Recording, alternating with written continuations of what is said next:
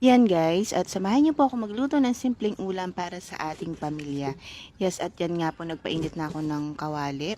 At naglagay na rin ako ng taba, magigisa na tayo ng sibuyas. Yes guys, kung nagtataka kayo, wala akong bawang dyan dahil wala akong available. Available. Yan nga guys, so nagsibuyas na nga tayo at nilagay na natin yung ating meatloaf. Yan, at ipa-fried lang nga natin yan, kaya lang hindi na natin magawang i-fried kasi nga dumidikit siya. Yan, kung gusto po ninyo ay iprito nyo po muna bago nyo i-slice.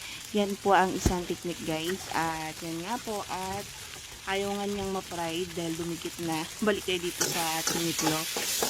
Dumikit na nga siya at ilalagay na natin ang ating tomato sauce. Yan, nag-add din po ako ng taba dyan dahil sobrang dikit na siya. Alang wala talaga, ayaw talaga, dumidikit talaga siya, kaya yan, nilagay ko na ang ating tomato sauce para po ito ay maluto ng maayos. Yan guys, kaya kung gusto po ninyong mag-fried konti yung meatloaf ay iprituhin nyo po muna bago po i-slice. Yan guys, at nilagay ko nga po dyan ay 2 tomato sauce dahil gusto nga po ng aking pamilya ay masarsa po siya at masabaw. Yung talagang lapot-lapot ang kanyang sabaw ng kanyang sarsa, doon lang po daw ay ulam na.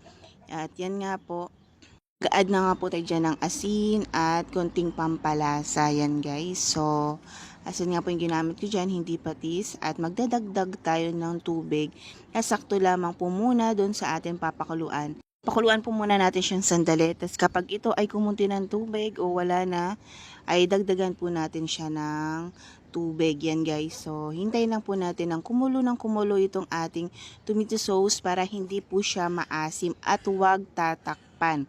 Yes guys, para hindi siya maging maasim ang ating niluluto dahil sa ating tomato sauce, maasim po siya kapag ito ay tatakpan at hindi gaanong napakuluan. Kaya wag pong iiwan dahil ito ay masusunog din sa ilalim. Yan, haluin lang po natin kapag ito ay kumulo na. At kapag okay na nga po ang ating tomato sauce, ay ilagay na po natin ang nilagang itlog. Yan guys, meatloaf lang tsaka itlog, tomato sauce ang ating ginamit. Simpleng ulam pero nakakabusog po ng pamilya. At hintayin lang po nating mag-dry konti dahil ayaw nga po na masabaw ng aking pamilya. Gusto nila malapot. At tikman po natin yung ating niluto guys. At dyan pa lang po ako nag-add ng konting pampalasa.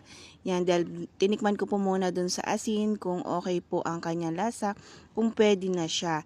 And kapag ready na, ito na nga pong ating simpleng ulam na niluto sa tomato sauce, meatloaf, and itlog yan guys. At kung inyo pong nagustuhan, paki-share and like po. And comment nyo rin po kung saan po napunta itong aking video. And thank you for watching. Ingat, bye-bye!